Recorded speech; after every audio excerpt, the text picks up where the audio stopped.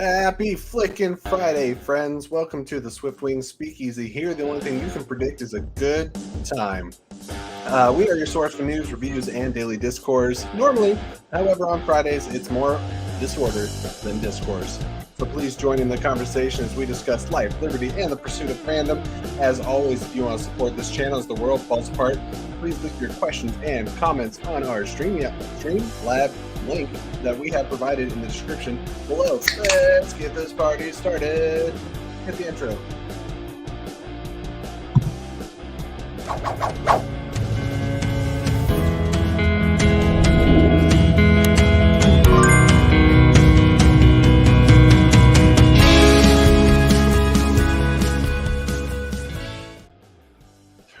Mike K proposes the perfect question to start us off for today, and it is, what is life? I don't know. The answer is 42. Hey, everyone, thanks for coming over from our Werewolf by Night review. This is the Chaos Show where we talk about anything, everything, and all the good stuff in between. So long, and thanks for all the fish. Yeah, I see what you did there, and I liked it. We have normally we just talk about life, and we can talk about life. We certainly have things to talk about, but there's been a lot of TV between Rings of Power, House of the Dragon last Sunday, and/or She-Hulk, and that's just the genre stuff. Not to mention, like, if you're watching regular TV, or I finally got caught up on For All Mankind, which is just so good. It's so good. I need to finish season 1. And then I can hop into. There's 3 seasons, right? There's 3 seasons. And they're about 10 episodes a season, and they kind of, like, it's not an episode by episode escalation necessarily. It kind of feels like a season by season escalation. But I mean, that's kind of how Breaking Bad was. It escalated by the seasons. Whoa, man, we have so many great Patreon ideas, and those will all kick off when we get to 1,000 subscribers, which we are just a little over 200 subscribers from doing that. So if you guys can help us do that, that'd be very cool. We'll get there. All right, I'm done talking for the rest of the night. That was my whole. Now it's just the Sean and Chris show. Hey guys, well, Mike K in the chat is talking about Dancing with the Stars. You want to talk about Dancing with the Stars, Mike? We can do that. I haven't watched last week's, but I know the scores and who got sent home, and Chris, I'm well aware. I love Chris, dance. Are you well aware of the hate crime that was dropped on Netflix this week? Hate crime on Netflix. What? Excuse me? So Great British Bake Off had Mexican Week. Oh, I love the start of the story. Please elaborate. Continue. No, I haven't watched it yet. I was getting reports. That's the end of my story. Let me Google it. Is it that bad? I was getting reports from Lauren, who was at home sick watching it, and oh man, hang on. You guys talk about whatever. The Great British Bake Off? Yeah, I gotta find this picture of somebody cutting an avocado. You're gonna be like, what the hell? Oh, yo, I typed in Great British Bake Off, and the first autocomplete is Great British Bake Off Mexican. Yeah. They knew better. We were just talking about dance movies, since Chris has never seen any of the Step Up movies. No. Any of them. And right now, William Bibiani is, like, doing flips. He's like, do you know how many times he's tweeted about Step Up? He loves those movies. Okay, so for those wondering, the Great British Bake Off is drawing criticism from some viewers for its depictions of Mexican culture in the Mexican Week episode of the reality competition series. This is all on CNN, by the way. Listen, the show's like flawless, but sometimes don't do something. Contestants were tasked with making pan dulce, tacos, and tres leches. That's cool. Okay. Dishes that critics saw as cliche and uninspired. I'm assuming critics as in fans and not the people actually judging the show. Yeah. Okay. Because they're the ones that chose the food, right? Keyboard warriors riding their white horse. But guys, what's worse? You guys know about the Kardashians with the cucumber, right? Like, which was it? Was it Kylie that was like cutting it all like? Oh, okay. Are we talking about the Kardashians? Yeah, peeling a cucumber. Yeah, like cutting the cucumber. But I was gonna ask, saw that video before. What's worse, the cucumber or this? What's happening? Lord God! No, why? Attacking. Okay. Oh, so here's a tweet. Okay. Apparently, there's an exchange between I'm assuming these are judges. Who are Matt and Noel? I think those are the two. Are they hosts? I mean, there's like three people. There's Paul Hollywood, and then like there's I think two others. Paul Hollywood's the main guy. If you guys don't watch French Bake Off, it's actually pretty great. I don't know, man. After this exchange here, I'll say this now. I'll stop talking about this. I don't feel like we should make Mexican jokes because people will get upset. What? Not even Juan? Come on now. That was actually on the program.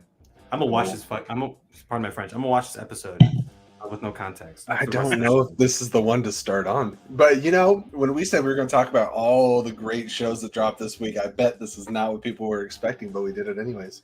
That's what we live. I want to talk about to subvert expectations. I'm changing my color scheme now because y'all have made me blue. Hey, Mike, who you got winning Dancing with the Stars? I got Wayne Brady with the upset over Charlie D'Amelio. Is Wayne Brady gonna have to choke a bitch? That's a lot of not the teen girl TikTok dancer.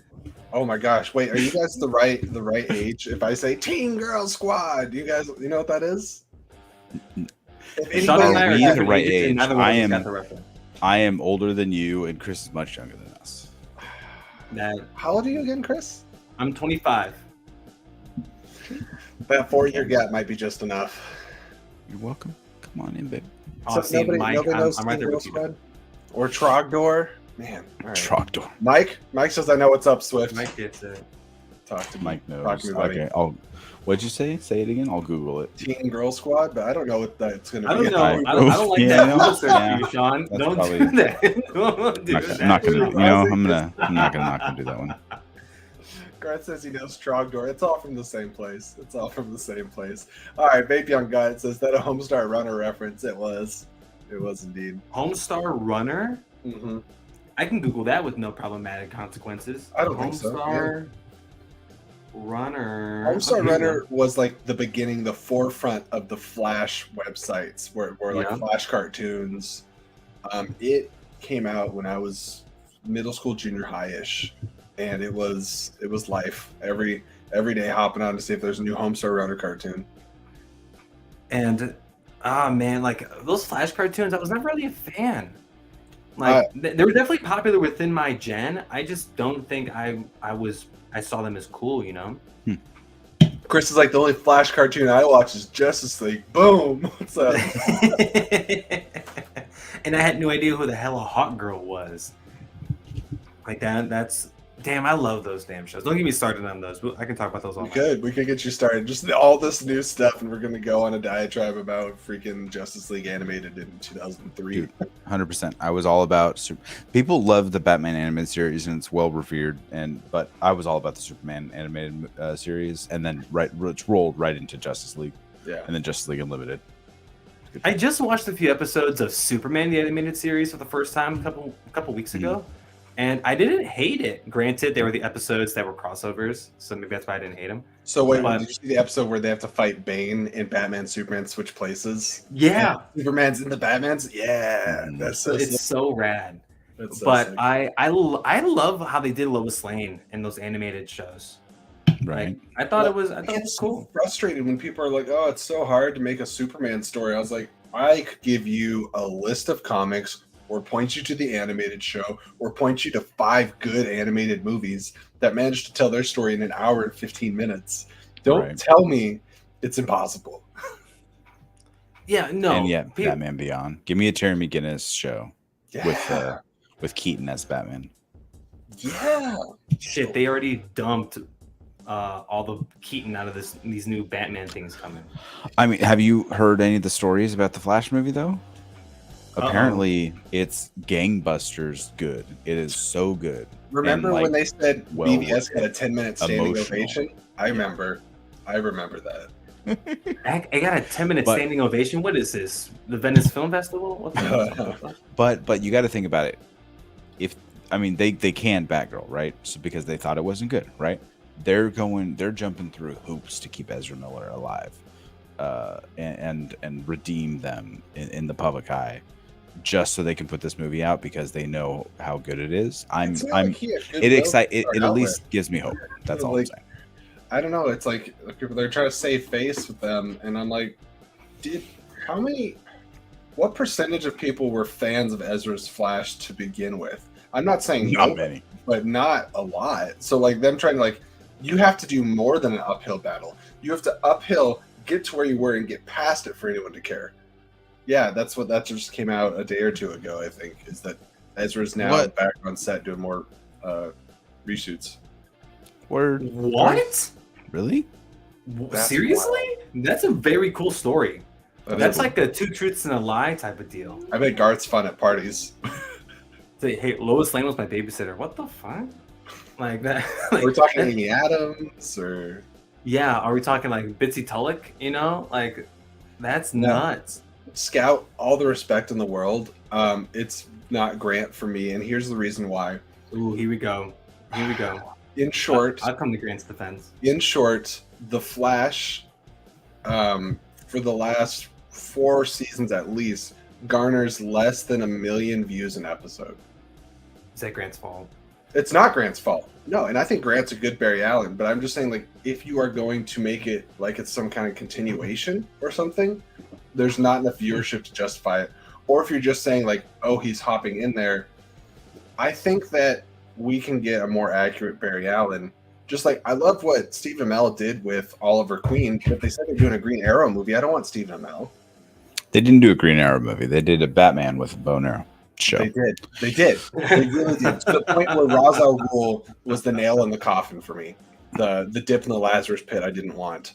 I jumped in season 3 because I was like, this is really just Batman. It's just Batman. Granted, Josh Segura's Vigilante was awesome. He was pretty damn good. And now am I really about to come my to favorite Arrowverse's sidekick in the MCU. Dog? Who's Like, defense? To the Arrowverse. Arrowverse as a whole, like I mean, I'm not going to what's the word, like, stake it in the heart. I got no qualms against it. It lost me on several battlefronts. I think, and I haven't watched the latest season of Flash. I have this on my DVR. I got like 20 episodes. I made it through 4.5. I think Flash. But I don't think it's Grant Gustin's fault for where it's at. I think it's the writers, it's the repetitiveness, it's the villain of the week thing. So I think if they were to do some multiverse shenanigans and yank them into the movieverse, I think it'd be fine because it's going to be a 2-hour notch with one villain, not a weak villain of the week type of thing. I think you're giving yourself a problem though by putting Grant in there. And there's people that are like, oh, I recognize him from the show. Now do I need to do homework? It's like I think the biggest problem with that, with putting Grant as the Flash, which I love Grant. I think Grant is like the linchpin of the Arrowverse, 100%. He is the best thing that's happened in the Arrowverse. I'm gonna give you that. Like when I remember his appearance, his first appearance in the episode of The Scientist, season 2 of Arrow, is one of my favorite episodes of TV solely because I get to see his Grant or his Barry, and it's I remember watching that episode. It was so good. But Flash has made me cry consistently over a period of time. It's good. It's a good program. But when Ezra showed up in the Crisis stuff, we all lost our shit when Ezra showed up. Movie theaters will not lose their shit when Grant show up. No. Like us would be like, oh my god, it's Grant Gustin. Holy shit, they're doing it. But I don't think that's the case with. But I don't think they need to. I do think he might be in it though. He won't be the Flash by the end though. Sure. I don't think they need to lose their shit though. I think they just need to do a competent job at a good movie with a good actor. Yeah, that's also valid. Yeah, I just I don't know. I guess I didn't have a great point. I think similar to a lot of the talk this week too, especially after the Mario trailer came out yesterday, is like actors, like voice actors, right, losing their spot type of thing. And I think I'm just marrying the concepts together. I think that the Flash. So you're Marioing the concept? No, that doesn't make terrible. I think that the Flash movie sells the Flash movie.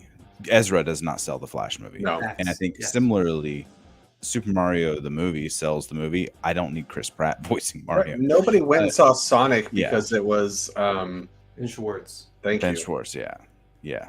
All I can hear from him is "Don't be suspicious, don't be." I'm on TikTok way too much. And those movies rock, by the way. Yeah, they're great. Thanks, I was Casper, I was watching the Sonic 2 before I came in here. That movie's fun. To do Werewolf by Night. Great time in the movie theater, with But the exception of the marriage stuff. I didn't. That's what I was gonna say. That's my only qualm. Like the second one, I think is like a flawless Sonic movie, and then we have a 20-minute like side thing onto the marriage stuff, and I was like, I don't need this. But It's then a we get back different movie. It feels like a different movie. Right. But I mean, I'd still watch that movie though. Remember how Pitch Perfect 3 turned into a Fast and Furious movie for some reason? All of a sudden they're doing. No, I don't. They're doing CIA hijinks. Did it? I haven't seen it. Oh no, have you not? Have you seen 1 and 2? I saw the first one. I love the first one. The first one's great. The second one's like, all right, it's not as good, but it's the still best parts fun. of 2 were the competition against DOS Sound Machine. Well, the third movie straight up, and this is not like Fat Amy, what's her name? Rebel Wilson. Which is a terrible name to give yourself, by the way. But her dad is some CIA drug dealer or something or another informant, and then all of a sudden they're on a yacht and they're kicking terrorists' ass and stuff like that. It's like, what is that? There's explosions. Yes, the third movie is bonkers. This is why I love this movie. It turned into a Fast and Furious movie where, like, hey, you're street racers. Now we're going to space. We promised everybody She-Hulk and/or Rings of Power, House of the Dragon, and did we? Not even a little. What did we promise? Yeah, I don't remember that conversation. I only watched like half of those shows. But the bumper series, 30 minutes of an hour, and then you turn it off, or just like half of the entirety of the shows that are. I give each one 30 minutes. Now that you, this still shows up again for me. All right, House of the Dragon, where you at? Don't watch that. At all? Okay. No. Rings of Power, where you at? I don't watch that. Jesus Christ. Okay. I know you have seen Jesus Christ. I do watch Jesus, and I do watch She-Hulk. And I use those terms. You can sub them out and it'll still apply. And/or? No. All so you're at 1. You're not even at half. Yeah, I watched 1. Blue's Clues. Oh, I watched the trailer for that, and it rocks. Bluey. Why were my eyes wet halfway through that Blue's Clues trailer? Why were my eyes wet? You guys are too young for. I didn't watch Blue's Clues. Like Steve, I know of Steve, but I don't care about. Did your kids watch Blue's Clues? Here and there, maybe, but not like they weren't. Oh no! Like I love Blue's Clues. I remember going to see the Blue's Clues a lot. It's like live stage tour in Rosemont, Illinois. Shout out. Assignment. Rub it in, Ed. That sounds like fun. I want to go to New York one of these days. Assignment to the chat, specifically Scout, about half the content that you said that you've watched this week. I have not. So if you want to drop like a little spoiler-free, like click for Hellraiser, I'd be curious what you thought about that. I'm hearing mostly positive things. I've never seen a single Hellraiser. I've never watched Hell be raised one time. What did Scout drop? Okay, I gotta scroll back up. Sorry, I wasn't paying attention. Oh, it was a while back, but I watched this week. House of the Dragon. I watched it. I didn't see Interview with the Vampire, but it does have the movie? Grey Worm, I think, from Game of Thrones. Is there an Interview with the Vampire show? Yeah, there is. Yeah. La Brea, I don't watch. My dad watches it. He likes it. I just don't watch Walker Independence, a spinoff of Walker Texas Ranger with it's a prequel, ain't it? It's a prequel with Kay McNamara, who was Arrow's daughter. Tie it back into the Arrowverse, and it's like set like 200 years in the past, old west. They didn't pick up that Green Arrow and the Canaries pilot, and she did that show instead. Yeah, She-Hulk, Hellraiser, and Werewolf by Night. Yeah. Rings of Power was good. It was a slower episode than last week's episode, but it still had a lot of good content in it. It just wasn't like action packed like the last one. It was more emotional. Like it was the first episode we've gotten in a couple of weeks where we touched every story. Yeah, that's true. We've been like isolating some of them, and then we got a little bit of everybody. But I think everyone's kind of in agreement with Rings of Power that the Prince Durin the Fourth and Elrond story is kind of the most engaging. The Sound Machine. Yeah. I love when they're throwing insults back and forth at each other, and then is it Becca? Is that Anna Kendrick's character? It sounds right. Yeah, I think so. Mm-hmm. But she's like, yeah, well, your sweat smells like cinnamon, so there. Scott About says I need to watch at least House of the Dragon. Is that the best of the bunch? I think it's the best. Yeah, but it's. I like House of the Dragon. I mean, She-Hulk is my favorite of the bunch because it's more enjoyable time. Sure. I'm always happy at the end of every She-Hulk episode. Exactly. Yes. Yeah. Except House of the Dragon. House of the Dragon, I think, has the best writing. And drama. Like, it has the best drama, I think. Maybe Andor has the best writing. Everyone's raving about Andor's writing. Dude, Andor's. I think I need to rewatch the last two. So I think what Andor and Lord of the Ring or Rings of Power have in common, and they're both, and I enjoy this about them. They're not in a hurry to get to their end game. Whereas I feel like one of my qualms about House of the Dragon is we've already had like 3 or 4 time jumps. Yeah, and I'm just like, Jesus. They've jumped. I think in the next episode, it's going to be like another 15, 20 years or something. They will have been 30 years from the moment we began to the moment we're at, I think. That sounds about right. And Otto looks the same. Yeah. Otto's like... Cyrus is a walking corpse. Yeah. Irish crack, baby. One of my buddies who, like, our freshman year of college, that's when we both started... we tried to watch Game of Thrones at the time. And he fell in love with it, watched the whole thing, got a tattoo on his body. I didn't like it. It wasn't for me. But can I say this? I think can I watch House of the Dragon? Would I be confused? No, but I think that it's got enough in common with Game of Thrones, like systematically, dialogue and structure, that if Game of Thrones wasn't your jam, there's a good chance it won't be, but there's no prerequisite for watching it, if that makes sense. Right. Okay. It helps. Yeah. There's some stuff in Game of Thrones, and then there's some dialogue in House of the Dragon. It's like, that's never going to happen. It's like, they're talking about, we will rule for centuries. Like, no, you're not. Y'all going to die in about 50 years. No. Let me ask, why didn't you like Game of Thrones? Like, what of it? I don't know. Like, we watched the first 2 episodes, and like I said, my buddy loved it, and he still does. He watches House of the Dragon, and he's every week in our group chat, he's like, "Guys, House of the Dragon is so good. I love it, so good." And me, I don't know. I just didn't rock with it. Maybe I got to give it another chance. That was 6 years ago. Episodes? I gave it 2. Okay. I don't want to be that guy because they're the worst people. However, every time I've watched it through twice. I'm going to be that guy. I watched the season or the show all the way through twice. And every time I've watched the first season, it's been a binge. I've never watched the first season like broken up. It's always like boom in 2 days. So like it's hard for me to what's the word I'm looking for? Separate it. Yeah, it's because season 1 is really good. It's one big story to you and not individual episodes. Exactly. It's like season 1 I think is really good, but I'm trying to imagine, okay, how much actually happens in the first 2 episodes? Probably not that much, but there's so much legwork in the first 5 episodes because in Game of Thrones you're really following like 8 storylines. Yeah. And to not get confused, they have to spend time with all 8 of those storylines in the beginning before they can take breaks from certain storylines. You know, like one character you won't see when you get down the road a little bit, there's people you don't see for an entire season. And then the next season, they're back, and you're like, oh shit, I haven't seen you in forever. But you're not invested if they don't take their time in the beginning. That's my spiel. Sorry. And maybe because at the time I wasn't a big binge guy. Like recently I have been with, and I've talked about it on Speakeasies before, like What We Do in the Shadows and oh my god, Abbott Elementary, like that. I fell in love with Abbott Elementary. If y'all aren't watching that, I do recommend that program. It's the most like Ted Lasso in a school. Yes. It's with less swearing, less drama, more comedy, and is it on like more ABC black people. or something? What? Is it on like ABC? And and the first season's on HBO Max and Hulu. Okay. And it's 20 minutes. It's the most wholesome piece of TV out there right now. Okay.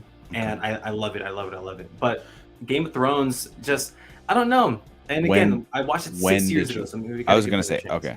That's what I was gonna ask you. When did you watch it? It was still on TV. People were still talking about it every week. It still flooded my Twitter feed.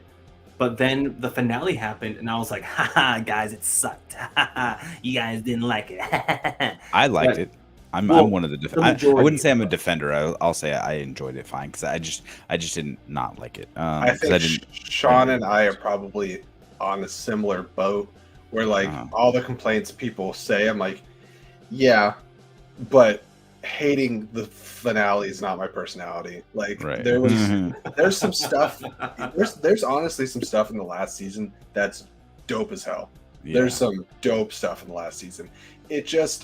There was a lot of storylines, like arcs that were built, and then just kind of like the foundation got like the rug got pulled out from under them, and you're like, oh, unfortunate.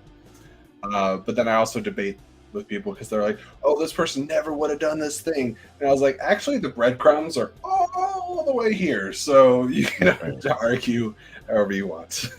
I would say that about Game of Thrones too. Especially like the first episode or two, they hit you hard with the White Walker stuff, like in the very first scene. Yeah. And then you don't see them for the entirety of the rest of the first season. That's so true. I think that they like hit this roller coaster high and they set you up for this, what is this thing? And then maybe that's why you didn't go past 2-3 episodes or whatever, because you're like, well, you started here and then you just like, you kind of like mellowed out. They grabbed you at the pilot, and then it gets back towards the end of the season, but they didn't hook you for the long run. I would say try to binge through it. That's what I would say. If you got a day free, try to get through the first season, and if you don't like it, that's exactly what I did tell myself I was gonna at least try and give it another watch one of these days. Just so I can after 10, because it's 10 episodes a season until you get to like the last couple seasons, and then they're shorter.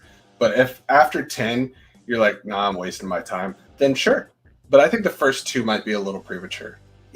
Like, okay, so for the longest time, I gave myself like a 3-episode rule.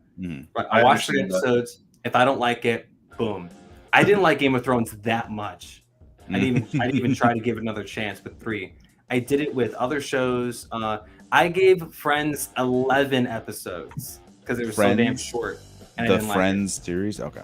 Yeah. This is a great question. I gave some of my friends 11 episodes, and I said, I don't like you. Chris, how many times have you been on this show? I'm just how many we have left. How many hole punches do I have? Yeah. It's a good question. I have to go back and count them. Mark it off. What's the series you think has the best pilot? Glee. Ooh, Glee has a great pilot. I love Glee. It's the best pilot I've ever seen. I'm a Glee head. Because that show sucks. They're called Gleeks, friend. That shows how much of a Glee head you are. Ooh, This Is Us. I love the This Is Us pilot. I was like, what is happening? And then like the last 3 minutes, I'm like, oh, you're a genius, Sean. That's it makes so much sense. And I didn't watch Parenthood, so I didn't know like the type of storytelling that the showrunner did.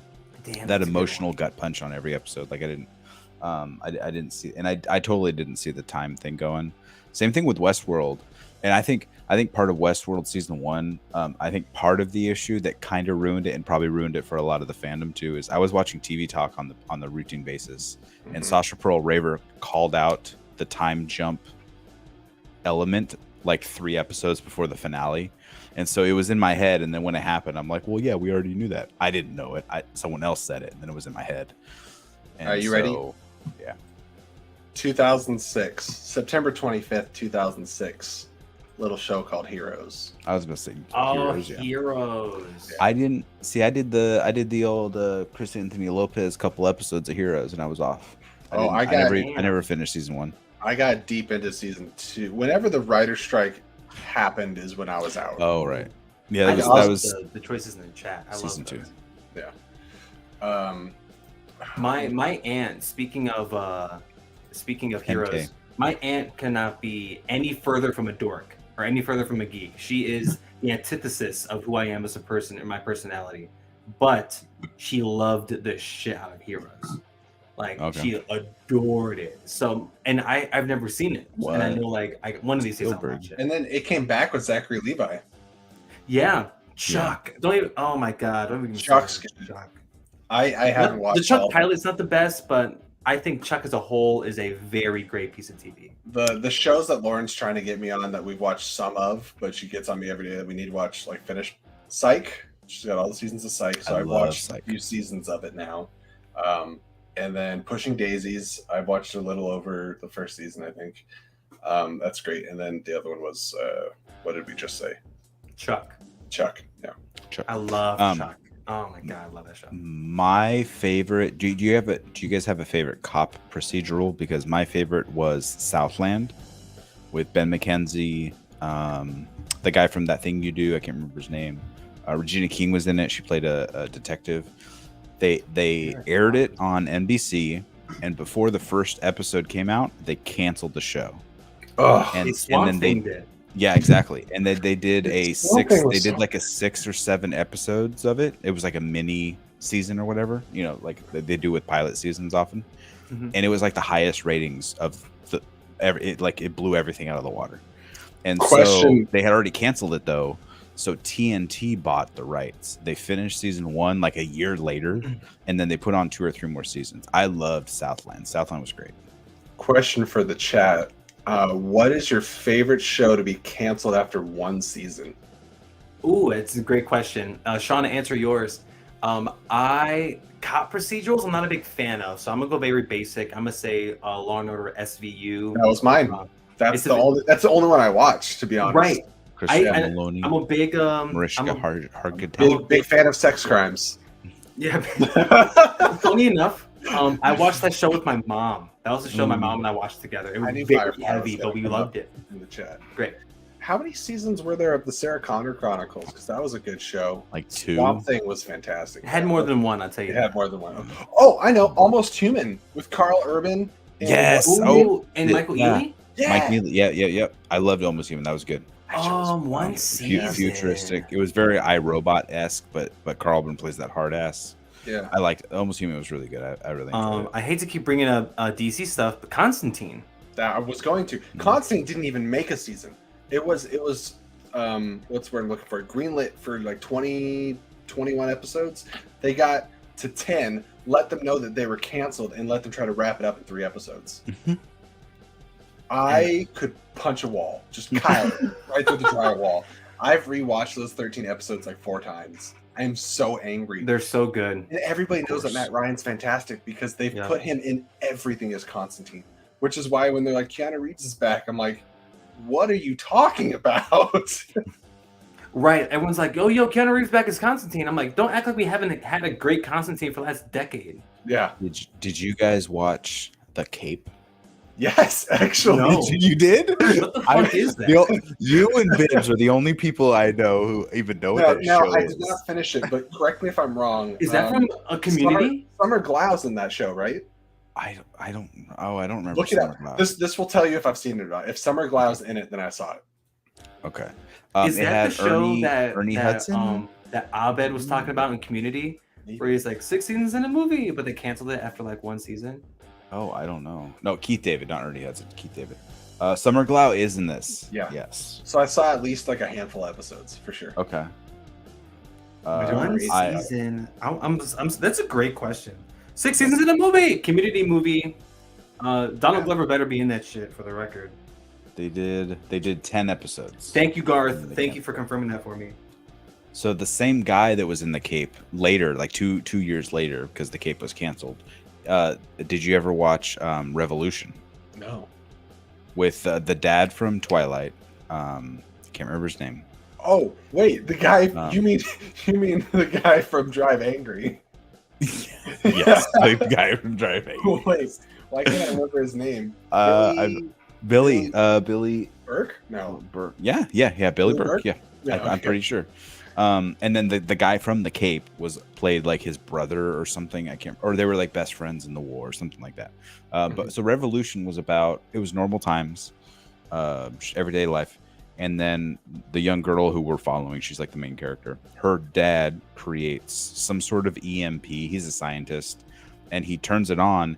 Oopsie! It kills the world's power. I thought it kills the world. No, it released some sort of nanobots into the air that suck up energy, and so it will not. And they could not recollect them to allow energy to come back. So for some reason, the world just has no electricity from here on forward. And so I really liked it. It was really good. And then basically it's about the world going into chaos, and then you get these warlords taking over the U.S. and like other parts of the world and stuff. I really like it. Only went 2 seasons. Was it Revolution? It's called Revolution, yeah. And then the end of the second season, the problem was the end of the second season was a cliffhanger, and you never find out what happens. You're like, fuck it. Right, I'm just going to really quickly throw in, it was great to have Daredevil back. All right, exactly. Anyways, that's what I was saying. Random jargon. Vapion in the chat. Daybreak on Netflix. Daybreak is great. It was so good. Yes. Oh, yeah. With Matthew Broderick. I've almost Ferris Bueller. It was post-apocalyptic Ferris Bueller. Yes, it was fantastic. I watched it it's a couple years choice, ago. Vapion. Yeah, great choice. Yes. There were some other ones. Constantine for sure. Well, I just had one pulled. How come they suck so bad at doing Justice League Dark content? Like, they canceled Constantine halfway through. They canceled Swamp Thing before it started. Like, I think didn't they say they're possibly working on a Zatanna movie? I don't believe you. I'll believe it when I see it. I want Justice League Dark stuff so bad. Oh, I'm glad other people watched Revolution. I loved that show. It was great. I don't know if this one counts because it had 2 parts technically on Netflix, but The Get Down on Netflix is another one for me that I adore. Baz Luhrmann making a show about like early hip hop, and it rocks. Was Nick Cannon in that? No, it was Justice Smith. He was the lead. Yahya Abdul-Mateen II was in it. Shamik Moore was in it. Jaden Smith was in it. Oh, wow. Like it had a lot of prominent black actors, and they were in the Get Down, and it rocked. I remember them trying to sell it on Jaden Smith. I remember his face on a show on some sort of cable channel. I remember that, yeah. But like the first part ruled, and the second part wasn't great, and Netflix canceled it because it cost too much. It was nice. That's awesome. Was Wolverine in the X-Men one season? I don't know what that is. Garth? Wolverine Maybe? hell. I didn't even think about animated stuff. Oh yeah, because Green Lantern, for sure, that was a travesty. I thought you were picking out good things. No, I mean, like, it was good. It was a travesty that it ended. Oh yeah, Giancarlo Esposito was the villain in Revolution. One of the villains, kind of. Yeah, of course he was. God, I'm so glad Vapion brought up Daybreak. That show is so good. I've seen Daybreak with isn't Sam Neill in that? Because Kyle Allen, no. He was. I'm so glad Kyle Allen's and stuff. He was in West Side Story. He's in that new Rosalind show that's gonna be on Hulu, the Romeo and Juliet ex-girlfriend show. And then he's gonna be He-Man in something for Netflix, I think. Oh yeah, I know who you're talking about. Yeah, Kyle Allen. He's gonna be the man. He's gonna be the man. Is that He-Man movie gonna be a Netflix movie? Wait, okay, I was right. All right, Wolverine and the X-Men was 1 season of 26 episodes. Guys, that show is arguably the best X-Men show, and I know that's blasphemy with the 90s show existing, but as far as like you go back and revisit it, the Wolverine and the X-Men wasn't even about adapting any particular story. It just really dealt with the prejudice of mutants, and they balanced 2 storylines going on at the same time. One with Xavier waking up in the future after everything had been pretty much eradicated and the Sentinels were running the world. Meanwhile, you have Wolverine with an unconscious Xavier in a coma trying to run the X-Men and deal with all this crap, and it was just fascinating. Great show. Big shout out. I had to Google this. Big shout out to the Muppets ABC series. Hey, their little like office comedy, but it's the Muppets. I thought that was like peak comedy for me when I was like, when did the show come out? What was 2015. Like, I was 17. Vanessa Hudgens or Selena Gomez, the Powers show or whatever. I don't know if that's a good show, but the cleanup crew, where they were powerless. Oh, was that it? I know what you're talking about. Ron was Funches was in it. Ron Funches was in it. Wasn't like fucking Alan Tudyk in it? Yeah, that's what else. Yeah, he played the boss. The lead. I think it was it called Vanessa Power? Hudgens. Powers. No, it was like Powerless. Powerless was a different show. Was it Powerless? Powerless was fucking Danny Pudi was in it. Yeah, I think so. Oh my god, Powerless. Yeah, Scott about mentions it. Fucking Powerless. Oh my hang on. god. Oh, wait. Then what was? Hang on. I like that I listed the entire main cast and didn't know who was in Sean it. was right. I just was wrong. Or didn't know what the name of it was. Second half of the Muppets was an improvement. Yo, the Muppets. I think Disney's. I know they're doing stuff with the Muppets now, which is rad, but I think Disney's underutilizing the Muppets. Here's what happened. Powers was the show that ran for 2 seasons, and they were showing it on the PlayStation Network. Ew. With Charlton Copley. What the hell is a PlayStation Network? I don't someone know. with a PlayStation. What the hell is that? They're experimenting. They're experimenting for sure. Powerless. I watched this. Oh my god. I watched it as well. It was funny. Because they changed it like not mid production, but like right before it started shooting. It was supposed to be like this whole different show, but they changed it up and tried to make it like another Office comedy, but it just didn't work. You know what I've been watching with Alan Tudyk recently, and I gotta get caught up on now that it's back, but Resident Alien is so much fun. Is that I see stuff about he's like a doctor or something, like a dentist? He's emulating a doctor after he I mean it's not spoilers in like the trailer for like the first episode, but basically he arrives on Earth at this guy's house who is Alan Tudyk, who is a doctor, kills the dude, throws his body like in the lake, and then he can manifest himself to look like other people. And so he takes over Alan Tudyk's life. But there's like a couple kids in the town that can see him as an alien. So he's basically like putting on like a veneer, like a so not a shapeshifter, like hypnotizing people who see him type of thing, but they can see through it. And he gets to be really kooky, goofy Alan Tudyk the whole time. It's a lot of fun. It's super silly. My dad, I didn't watch it like start to finish. My dad watched it, so anytime he had come over, I'd like walk in the room and I'm like, of course you're watching Resident Alien. He loved the show. They had a big gap mid-season. I don't know what happened, but like the last 4 episodes or something like that, they had to push off for like half a year. So now that it's back, I haven't caught up on it. That was a hell of a question, Jesse. I don't even remember asking it. Shows. That was because there's so many. I mean, there's so many goodies that we haven't even mentioned or the chat hasn't mentioned. One and done, man. What the hell? Yeah, Moon Knight. I mean, except for Loki and I guess WandaVision? Season 2. Well, most we know we're not getting more WandaVision, so can we say WandaVision? I mean, right? I think most of these shows are fodder is not the right word, but like they're definitely tie-ins for movies. Very few of them have the intention of being shows. Like Loki did and is. What else? What if is? What if? Yeah. What if? That's what I was trying to think of. So no miniseries, just okay. So WandaVision doesn't count, I guess. But as of right now, Loki, even though they're doing things that were canceled, WandaVision was not canceled.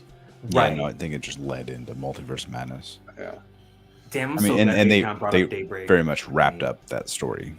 At least the story they were telling. But well, technically, I mean, you're getting Agatha, Coven of Chaos, so sequel series, boom. Sequel series, sequel spinoff series. I was in love with Constantine. Like I remember going to school like the following Monday because it was on Fridays, the Kiss of Death, right? And I'd go to the school on Monday like, guys, Constantine, the best thing ever. Picture, if you will, for those that don't watch Constantine, and tell me that this is not the most Constantine thing you ever heard. There is an episode, I don't know if it's called The Devil's Vinyl, but it's something like that, where there's a record that when you play it, like people's heads like explode and stuff. And he has to go try to retrieve this record. So he goes into this school where they're like playing it, and he puts on his headphones and he's just listening to Sex Pistols as he comes like running down the hallway going after this like devil's record thing. And I was like, this is the most Constantine thing I think I've ever seen. And I like that they reference the show in Legends of Tomorrow. Even because they dedicated a whole season to like supernatural stuff with Constantine, and they mentioned like the events of the first season or the only season of the show. And what was the other dude's name?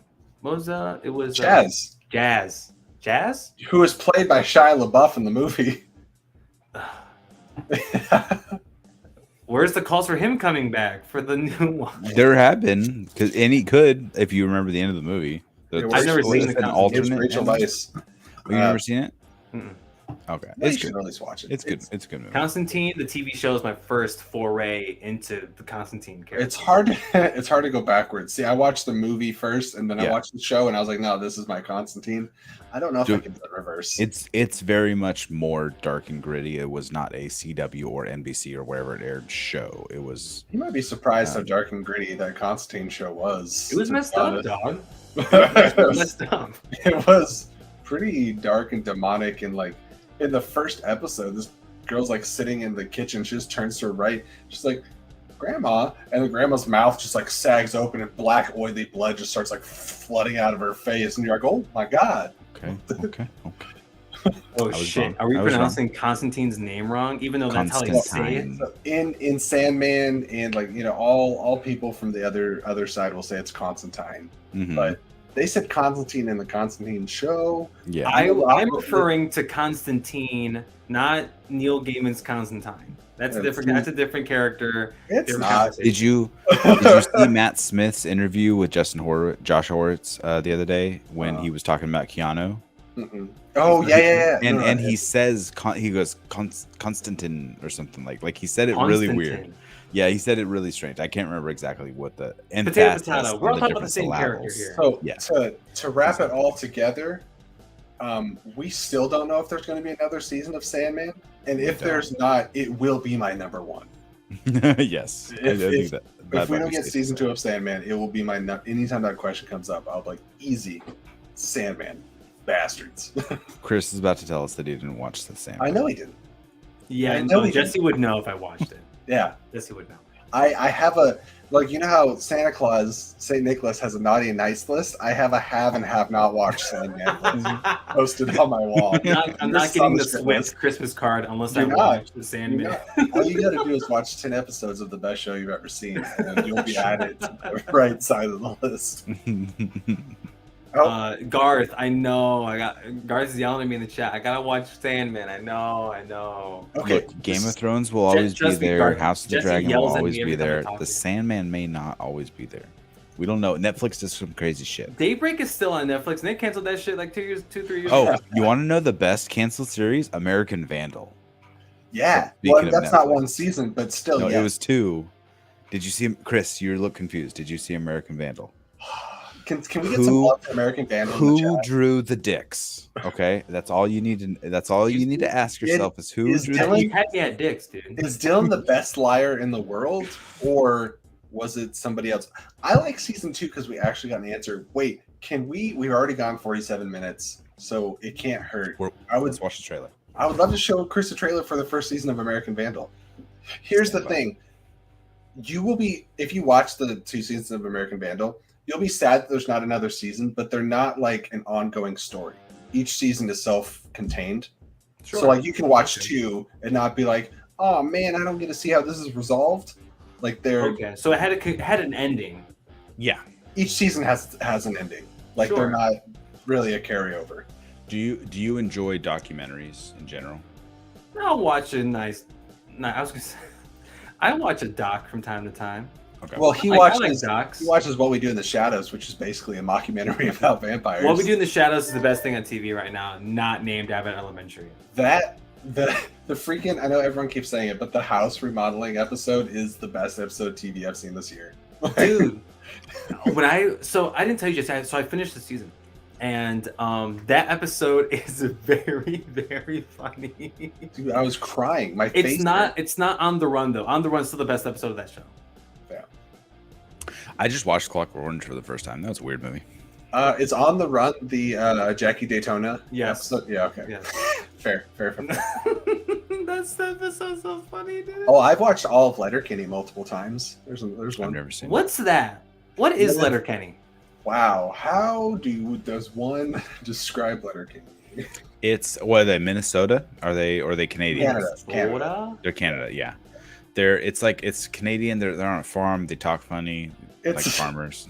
It's Canadian hicks living their day-to-day life and just saying ridiculous shit, playing hockey. I don't know how to sell it other than like, I don't know, watch a clip from it and be like, is this funny? Scout called it Canadian Seinfeld, which I almost started watching Seinfeld this week. That's a. Have you never seen it? I mean, my stepdad was a big Seinfeld guy. So episodes were on. I watched episodes, but I've never sat. You know what? I'm gonna watch Seinfeld today. Yeah. I don't want to be a pirate. My wife. She loves Friends, and so she had like all the DVDs, but it also was on like ABC Family at nighttime, so it was always just on our TV, like on to bed or whatever. And so like I've never sat and watched the series from start to finish. Neither have I with Seinfeld. No, with Friends or Seinfeld, any of the sitcoms from the 90s. Like I've never sat and watched start to finish, but I know the story, you know, the type of thing, because you can hop into an episode and enjoy it without knowing every story. Right. Fucking guy. Fucking guy. Guillermo. Okay. Fuck, I love that show. Oh my god. Oops. No. I love What We Do in the Shadows. It's Sean. You should watch the movie, dude. That's something I need to get into. Yeah, for sure. The movie. I always thought the movie was untouchable. Like nothing could touch the movie, especially the show. When I found out it existed. The show's different enough that it stands on its own, I think. The show low-key may be better than the movie. Okay. I know, and that may be a bit blasphemous on my end. Well, here's the thing, Chris. So you watched the movie and the show, but have you watched Wellington Paranormal? No, and you told me to, and it's still on my HBO. I haven't. Because it's technically that's your trifecta. Once you watch Wellington, the holy trinity of my vampires in film media. Mick shows up in the first season of Wellington. Yeah, the guy that they made a vampire in the movie. Yeah. He works at a blood bank. I love those. I gotta work in 90 minutes ish. Oh no, shit! All right. And I told you I gotta work. But I might try to watch some of What We Do in the Shadows before I leave. But American Vandal, hit me. All right, let's watch this.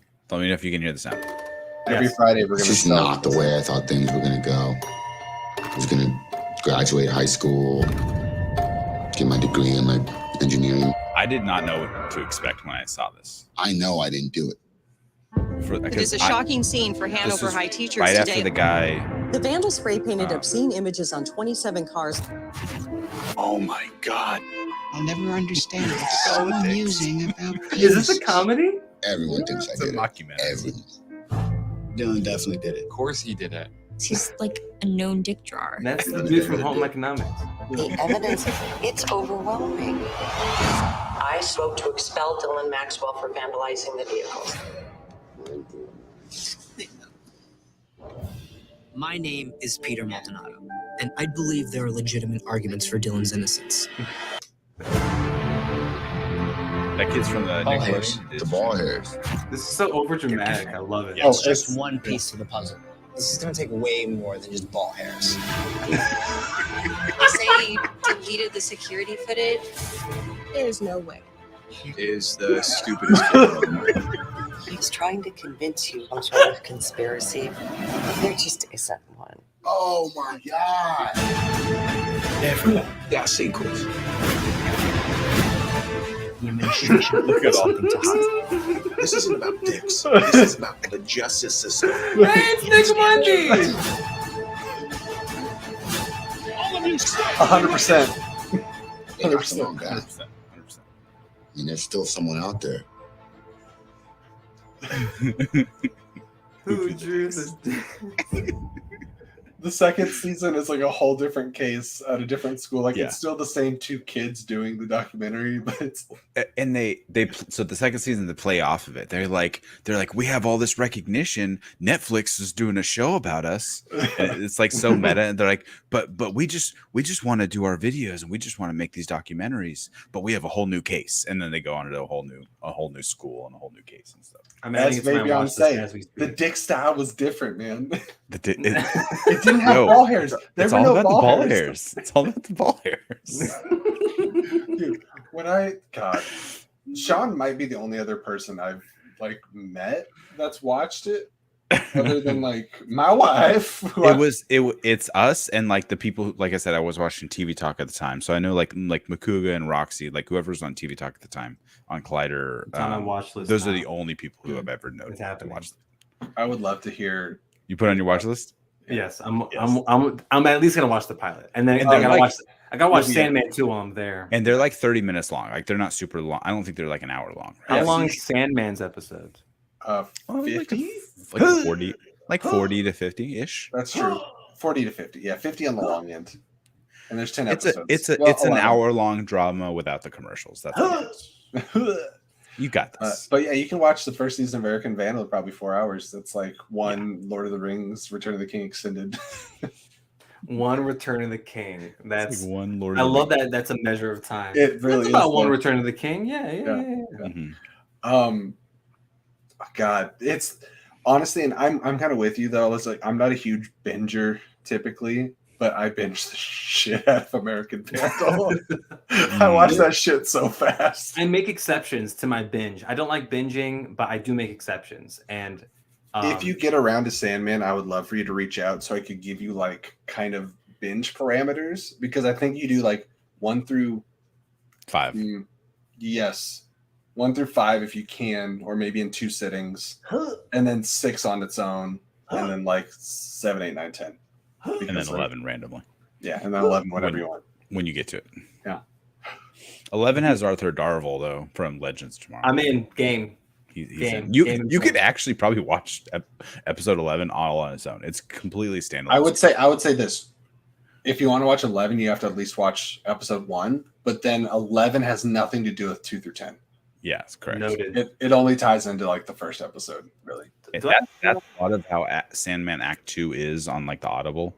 Is Act 1 has a through line story, but then 2 is more like we could do 3 episodes and then like 3 more, and then 3 more. Like it's like it just keeps the storyline just jumps to random shit. Question, Sean, you've started Act 3. I still haven't touched it yet. Or how is it? I'm only about an hour in, but it's I mean it's more of the same. Trying to think of exactly where did I pause? Where did I leave off?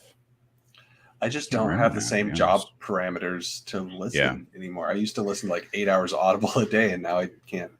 There's been so much content in the last month, all the shows that are out right now, like trying to find time to watch them, but also like watch all the review shows that I enjoy watching. And then Sandman is like, all right, I've seen it all. Now I'll listen to Sandman. Oh wait, no, there's another show that just dropped. Like, sure. I was able to finish the other ones because I was camping, so I had nothing to do, and I had already downloaded it on my phone. I had no cell reception, so I'm kind of excited that other than Andor, everything's gonna end this month. Rings of Power, House of the Dragon, and She-Hulk are all ending this month, and there will be other shows. But I just felt like this was like the densest block of time where I was like, Jesus, so much. And I think just subconsciously, I've been telling myself, like, wait for Andor to end and then watch Andor. I think that might be a good idea, to be honest. I wish they dropped like 2 episodes at a time, because there's 12 in the season, right? Yeah. Drop them in 3s. Yeah. Honestly, because they're doing them in 3 episode arcs, so they dropped the first 3 at once. Great idea, because the first episode I would have been like, what? But you dropped all 3, and I binged through them. I'm like, oh, okay, it makes sense. They should have just dropped 3, wait 3 weeks, drop 3 more, wait 3 weeks, drop 3 more. I think that would have been a fun way to drop the show, like basically mini movies, essentially. Mike K, I have never seen any of the Lord of the Rings in theaters. To be neither have I. I've only seen not even Return of the King. No Hobbits. I've seen Return of the King and 2 Hobbit movies in theaters. That's all. Scout, you know what? That sucks. It sucks. Damn, sorry, dog. But what's it called? What the fuck was I saying? Hobbit. I defend Unexpected Journey. I don't hate it. And maybe it's because I watched Hobbit first, not Lord of the Rings. I had no attachment to anything. I had a good time. Fuck me. My issue with The Hobbit. Go ahead. My issue with The Hobbit as a series was Bilbo was wholly unnecessarily pulled into this journey. Like, Bilbo why? Was a bimbo? There was no, maybe, yeah, sure, but like there There was no reason why he was the person that Gandalf went to choose, in my opinion. Because but Tolkien wrote it that way. So sure. That makes sense. But Thorin, who was your essential, other than Bilbo, was your main character, is just an unlikable person. And so I did not root for Thorin throughout all 3 movies. He did not have a redemption arc, in my opinion, and I wanted him to lose. He was such an asshole. I didn't care that he turned it around at the end. I didn't care if he died. So it's just like, I only cared that Bilbo got home safe, which you already knew he did because it was a prequel. Of course. Which is the problem with prequels. I got nice. I gotta rewatch Lord of the Rings. I don't want to because they're long as hell, but I feel like I should, because when I first watched them, I watched them just to watch them. I didn't. It was early pandy. I just found out that wine was my favorite alcoholic beverage, and I watched Lord of the Rings, and I thought to myself, these movies are good. They are objectively good, but it's been 2 years, and I cannot tell you shit about them. So I think it's time to revisit them. Can I say something else about Lord of the Rings? I feel like Lord of the Rings is a I know you said no, but I don't care.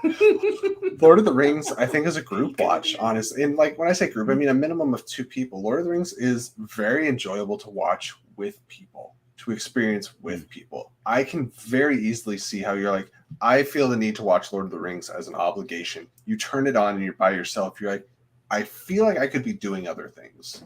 But if you don't make a hangout out of it, it could be a chore. Like I just rewatched Two Towers and Return of the King because I've seen those less than Fellowship. So I watched both of those with Lauren, and we had a great time. But that allowed us to like get up occasionally, make food, like just have it on. Right. And I feel like, after you've seen it at least once, it's kind of like the way to do it. But somewhere, some Tolkien purist like Scott is like, maybe I'll try to convince my roommates and we'll drunkenly watch them, because that's how we watch movies nowadays. Just drunk. Except this past weekend, we watched The Conjuring for the spook holiday. I think the first one's good. I think the second one, like everyone says, like, oh, after the second one it goes downhill. Nah, after the first one, I did not like the second one really at all. But it was silly. Second one was silly. Conjuring was my first. That was my first time watching it, and we were cracking. One of my roommates and I, all we do is crack jokes and say stupid shit. We were doing it the entire time watching The Conjuring, and it made it more palatable. But it was fun. It was a good movie. It was good. Hey, I saw The Nun, and if you like go in ready to laugh, you can have a really great experience with that film. Ready to laugh. I think it's funny, but I also, I love Evil Dead and some other stuff. So I do love Evil Dead. I'm not a big horror guy. I mean, anyone that knows me already knows that, but I make exceptions, and Evil Dead is a huge, big thumbs up for me. Hold up. Yo, John Leguizamo liked the tweet that Jesse put out about the Violent Night trailer reaction. Wait. John Leguizamo? The John Leguizamo. Mexican King, John Leguizamo? Yeah. Wait, when was this? I don't know. I just looked at my notifications. When was this? How long have you been fucking Nate Jacobs? I shouldn't say Mexican. He's Colombian, for the record. That's my bad. Doesn't Chris watch Euphoria? Somebody back me up here. No, I do watch. I do watch Euphoria. I did get your reference. I was just getting caught up on what kind of Latino John Leguizamo was, but that's funny as hell. I'm still high on Jessica Darrow responding to me on Twitter. That's also hot as hell. Yeah. Can we? DM John Leguizamo, since y'all are friends now, obviously. Yeah. DM, see if he's following me. Ask him if we could talk. I'd love to talk. Definitely not following me. Let's talk about Spicorama. I'd love that. That'd be very fun. That movie looks bonkers, though. We didn't really talk about that. Violent Night looks hilarious, and I'm here for it. It may be best movie of the year. I'm telling you that right now. And if you watch the trailer reaction too, I talked about it ahead of time. I did not know it was going to be like a comedy action, like bonkers, like Nobody or. Did you think it was like a horror movie? Yeah, I thought it was like Jack Frost. Like Word. and I said that as much before I watched it. I'm like, as soon as he's drinking a beer and then he starts fighting, I'm like, oh, I am so on board. This is not at all what I thought it was going to be. It looks super fun, super violent, and I think it was Perry Nemiroff. Shout out to her. I think she saw it and said it was exactly that. She tweeted something about it. That earlier, David Harbour is the shit in that movie. Harbour. What was it? Speaking of Jack Frost, every time someone says Hellboy, the new one, I still haven't watched the new one yet. You're good, dog. No, but like for that reason, you should see it. You good, dog. No, like I need watch Golden Army again. I have nobody to talk about. You can talk about it with movie me. That I saw. You saw the new Hellboy? I saw it at the theater. Yeah. What a thing, dude! What a thing! I liked it more than most. David was giving it his all. Everything was else, the unanimous best part. Like when he was cast, I was like, perfect. And I saw that movie, I was like, what a hot garbage dog water. Like I need to rewatch it because I don't remember 99% of it. I thought the casting seemed like you had Mila Jovovich as like a villain. I'm like, okay, that's fun. Ian Which like the Blood Witch or something? Broom. Yeah, like Blood Queen, I think. Blood Queen. Something Blood with an Witch. N. I forgot what it was. What'd you call me? The thing with what? Should I tweet? I'm sorry, that just came out. It's late, and I feel comfortable. I wish we could have gotten a live reaction of Chris watching She-Hulk when Todd or whatever his name is like Wakanda forever. Yo, what would have made a better reaction? It was me. I like wanted to backflip into my couch. The better reaction for me was we can finally talk about She-Hulk, I guess. I think we're at time actually. But when She-Hulk and I shouldn't say She-Hulk, when Jen and Matt, were doing their thing, I was damn right. When I was losing my mind. Talk about backflipping. I was backflipping on my bed. I cannot do a backflip.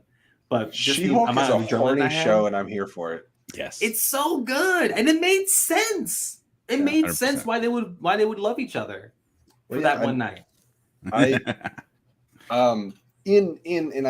tried to be very clear about this because as I've been educated by my wife, there's a female movement to take back the term like slut and whore and whatever and make it like endearing, and I'm all for that. I think that's great. I think it's like make it funny. Like I would love for it to not be an insult anymore. Anyways, that being said, we refer to Matt Murdock as a slut all the time. Yep. Matt Murdock is a slutty man. Comic book Matt's a slut too. He is. And Jen is too. Like they both are. So the fact that you got two of the horniest people in the Marvel universe in the same episode together, they banging. She-Hulk smash. I'm here for it. Yeah. I'm here for I'm here for the Jen Walter bang. I'm here for the Matt Murdock bang. Now that confirms that everyone was like, "Oh, Daredevil Born Again is going to be the super red action series." Nope, he's going to bang for 13 or 15, 18 episodes. So I hope we're all ready for that. Spoilers: Andor has sex, not the character, but there's sex in the show, and like Star Wars. Guys gotta go. They're making out. They take off clothes, and then like girl wakes up in guy's bed. I was like, "Bro, that's sex in Star Wars." Yep. Yo, and then she's all, "Get me a calf." Yeah, I need some coffee after. And that. then She-Hulk. We saw superhero costumes on the floor. Daredevil porn again. Yo, and oh my god! From Molly Damon, the Stride of Pride. Afterwards, yes. no more walk of shame. It's the Stride of Pride. Absolutely. Damn right. He was feeling the grass in his little toes. He was having a good time. That old lady walking her dog or whatever. After the concept art, Matt was whistling. I put out on Twitter. I was like, "Wrong answers only." What song is he whistling? I think the first response was like Darkwing Duck theme. Yo, Daredevil porn again. Yeah. This past episode of She-Hulk, and people have said it before in the last 24 hours, and I'll say it again. It was one of my favorite pieces of Marvel TV in the last couple of years. It was perfect. Yes, and the ending with the whole intelligentsia stuff, and them exposing Jen for things that she like. They made her look like this horrible person. This like they're victimizing her for having consensual sex. And how dare a woman do that, right? And like it was terrifying, and it goes back to what Bruce said to her a few episodes ago, like yo, they're gonna try and like they're gonna see the monster part, and they're gonna focus on that and not Jen Walters. And as what I forget her character's name, but Renee Elise Goldsberry, she's like, Jen, don't do it, like don't do it, Jen. And she hulked out, and now we're gonna see the ramifications of that. And I really hope I really want to see how they do it. I'm jonesing to see how they wrap all that up. The only issue I had is, but it was called out by Daredevil by Matt Murdock, was what about all the property damage? And like anytime these heroes are going on a rampage and causing, like she straight up picks up a car and throws at Daredevil. It's like, takes the roof off of like the 8th floor of the parking garage. Yeah, exactly. She just stomped the ground, like just tore that. I'm like, and y'all just walked away. Like it's cool. Let me go to the gala the next night for the best female lawyer, and all Daredevil the female lawyers. Anybody. Oh my god, that was a funny bit too, where all the lawyers won the trophy thing. And little did we know what was happening next. Jesus. Right. She-Hulk makes me like cringe in a really well-written way, you know? Because there's just all these things like, oh, that's the worst guy, or oh, that's an uncomfortable situation. Forever. I have all this African nobody gets African shit like I do. I'm like, oh. It's like, excuse me? They're mad the colonizers. I was so thrown by the ending of that episode because it was so much fun. Daredevil, African shit, all this fun stuff, leapfrog, you know, all this Nikki making a Wolverine reference, right? Rip it or rip it, rip it and rip it, whatever the rip it and rip it, yeah, rip it and rip it. And then the end happens, and I'm like, oh, so that's the villain of the show, like that's what we've been building up to. And what, holy shit. Yeah, just men. And I'm like, that is terrifying. Like I felt so bad for Jen in that moment. It was horrible. We're getting Tim Blake Nelson the next episode, right? I don't know. The leader, dog. I don't know what they're trying. I don't know how much they're going to actually tie it in to. Why? Here's my question. Everything. Why else would they have that announcement of the leader being the villain of New World Order when it's so far off? And we have a Hulk show right now going. Here, I know I saw Scowbot's comment about Thunderbolts bait. I think you're onto something, but it's also what Jesse's saying with the Tim Blake Nelson stuff. Now it's not Jen going to jail. That's not how the show's gonna end. It's gonna be maybe some Tim Blake Nelson, other Hulks. She even said in the episode, like, Hulk, are they gonna throw me? Like, are they gonna like put me in the fridge or whatever the fuck she said? And then is there another Hulk? Fridging was a term. Kyle Rayner's Green Lantern, I believe, where his girlfriend's body was stuffed in a fridge, and that became his motivation. Then comic book writer Gail Simone, who I follow on Twitter, was the one that originated the term fridging and had a whole website dedicated to all the time that women had been fridged in the comics and used as the male motivation. And it's like pages long. It's embarrassing. Boom. And the like getting fridged, or like is there another Hulk, but it's red or whatever. Like it was so, I couldn't fathom what the hell I was watching. Like, and maybe it's because again, me, man, not understanding this, like the full severity of being put in that situation. But I was made so uncomfortable watching it, and that was the purpose of that. Right. Yeah. Like that's what they were trying to do, and they succeeded, at least for me. And damn, but Daredevil, and they're boning. Man, there's a lot of people put off by the fact the hallway scene got cut short, but I cackled. I thought it was great. Perfect. It's her show, not his. It's her show. That makes sense. Yeah, that's true. There's quite a few scenes from the trailers of Abomination that we haven't seen yet. Now, whether they were cut or not, or the story went a different way, because they did retool the show. The pilot episode, when they show her backstory, was going to be like originally this episode, I think. Exactly. It wasn't like episode 8 or 9 or something like that. So they did rearrange things. So what was I gonna say? There was the damn What was my thought? I lost my thought. Jen Walters is great, and she deserves the fucking world. Mm-hmm. Like, especially that episode, the one episode before with she was at the Abomination thing. I was telling Sean last night. I watched it before the Ribbit and Rip It episode, and I love Tim Roth in this show.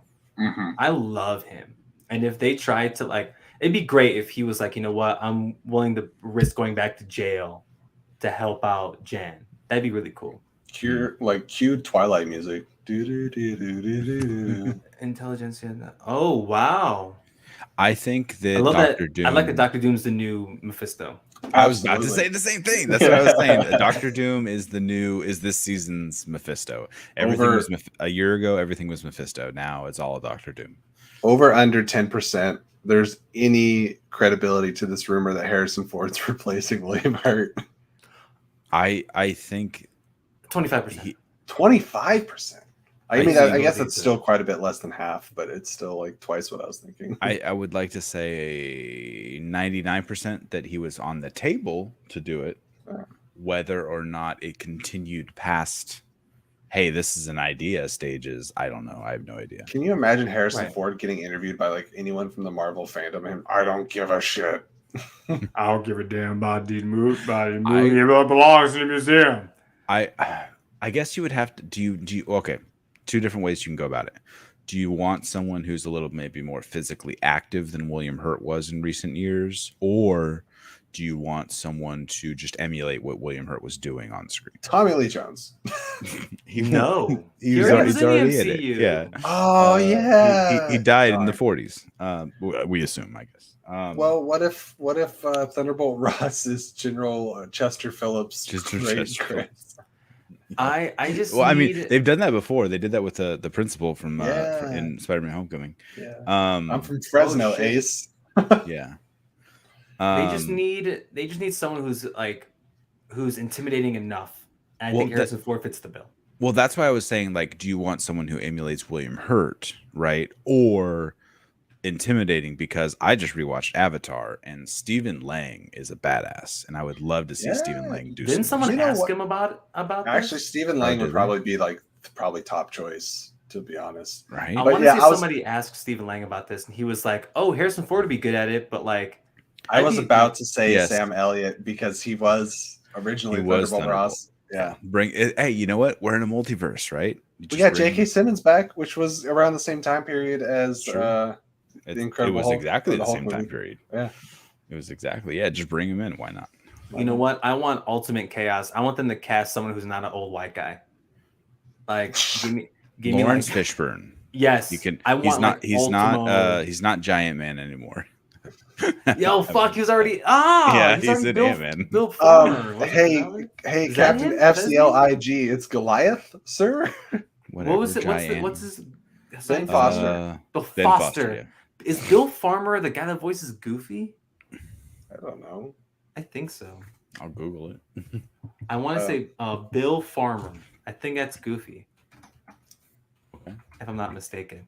Giancarlo Esposito as General Ross. He's already going to be Magneto. Or Charles Xavier. Yeah. Or Charles Xavier. I'd like to see him as he voiced Goofy.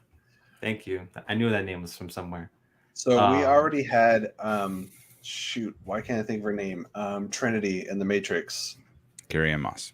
Carrie-Anne Moss. We already had her in Jessica Jones, right? Yes. And we've gotten Lawrence Fishburne. So we need Keanu Reeves in the MCU to complete the trilogy. General Ross. Boom. And imagine the opposite, like the opposing force, like pulling up on Ross, and then he beats the shit out of them because he's Keanu Reeves. He just like pressure points the Hulk right in the like thorax. Right. He has like a pencil in his pocket, and he's like, "Well, that's all I got." We also had Hugo Weaving already, and we need Joey Pants to show up, and who else? Joey Pants. Who else was in? Has Harry Lennox has not been in the MCU. He was Martian Manhunter. Keanu Reeves is kind of Martian Man. That's nuts. Well, I remember everyone wanted him to be Norrin Rad. Right. He could be. Either way, I think there is some validity to Harrison Ford's name being floated around for this part. Whether he was asked, right, that's a better question. But I wouldn't be surprised if Marvel has like a pin All right. somewhere with Harrison Ford's name on it Here it around is. General Ross. Keanu Reeves as Deacon Frost in the new Blade movie. Fun. I don't know. I don't know Blade's villains at all, so I don't know how big of a villain was Deacon Frost in the I don't comics. know. He's like one of the only Blade villains I know of, though. I just want. But let me say this: I want Keanu Reeves as a bad vampire. Just bring back Stephen Dorff. Bring back that rumor of Anthony Starr being Dracula in the Blade. That would be sick. I mean, give me Anthony Starr as anything.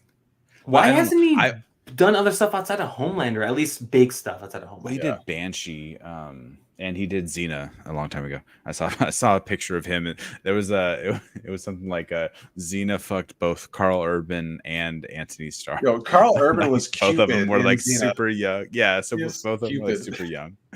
I thought that was funny. But I wonder what kind of contract he's under with the boys with Amazon, right? Like, does he have a non-compete? Like, what are these rumors really? Because he can't just jump superhero franchises immediately. Like, there's probably Yes, but he's too good for Ezra Miller. I do think he'd be a great Eobard Thawne, but I want this iteration of Flash to get Swamp Thing. Damn. I'd like to see Anthony play a good guy too. So sure. Yeah, because like I don't want him to get typecast as superhero bad guy. Yeah, like because Anthony Starr, I haven't seen him out of the boys stuff, at least not that I know of. But I think he can play a convincing good guy. Yeah, I'd love to get Karen. Is it Fukunaga? Is that right? I'd love to get her in the MCU. Also, like I know she plays she's now adorable in The Boys as well, but she's always super vicious in in the first season, and then she's like Katana in Suicide Squad. But like if you ever watch her interviewed or like follow her on Instagram, she's what's that? She had like a line, if at all, in this first Suicide Squad. Yeah, would trap the souls of my enemies in the sword or whatever. Yeah. But she's adorable. She is a precious human. She's rad. Disappointing in Bullet Train that she didn't. Why was she do in that anything? movie? Why was she in that movie? Exactly. That's my point. I was going to see that tonight, and then I'm like, oh wait, I got a Werewolf by Night thing to do. Sean will disagree. I like the movie overall. It's a good movie, but she doesn't do anything. She just plays like a cart lady. And then I figured that was the vibe from the trailer. And then there's a sign where you're like, oh shit, she's about to fuck some shit up. Nope, she doesn't. She just keeps moving about. So it's like, oh, okay. I thought she was gonna go. She can kick ass. Why not have her kick? Why is she in your movie and not kick somebody's ass? Thank you, Garth, for helping us reminisce about all the great dialogue in that initial Suicide Squad movie. She's got my back. Mike K, I hope you're joking, because if Karen Fukuhara was Squirrel Girl, the internet would lose their mind. Why is Squirrel Girl not a white girl? Like it's not Anna Kendrick, right? Or Milena Vaintrub. Yeah, like it's not the TNT girl. No, you know who should be. Who should be Squirrel Girl? Mae Whitman. Holy shit! I could go for that. Mae, so much. You broke. I wanted to say one thing, but I didn't know how to word it. Well, you did great. It was exceptional. How okay, Mike found the proper way to word it. Has Mae Whitman aged out of playing Squirrel Girl? I don't know what Squirrel Girl's supposed to be, so I'm the wrong person to ask. Should be a true 18-year-old. Okay, fine. Well, I don't know. Like maybe Mae Whitman from Scott Pilgrim. I mean, hold on. She's 34. I think she just played a high school. Well, the Duff was 2015. That was so long ago. That was 7 years ago. Yeah. Well, so she's currently on the. Oh no, she was on the Good Girls. It looks like it got canceled, or at least it says through 2021. I didn't watch that. Does she play a grown-up character? Like, yeah, her? I think she's a mom or something. But... Okay. So she's already getting casted as moms. Yeah, dog. She's not Squirrel Girl. Chris, you're like 1 year from being cast as a dad. Watch it. No, I mean, let me shave. I get ID'd everywhere I go. Everywhere. I believe it. I got ID'd at the movie theater a couple days back. I'd ID you. You what? Were you buying beer or for No. a R-rated movie? I went to an AMC with a friend, I and hope it we was went to just go see The Woman Barbarian. King. That's Oh. not rated R.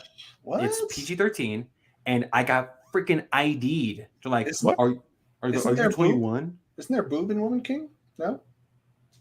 That movie's rated PG-13, at least as far as I'm concerned. Okay, but anyways, fantastic movie. Oh, it's great. That movie Woman is King, incredible. It's my number 3 of the year. It moved up. I just can't stop thinking about it. 5.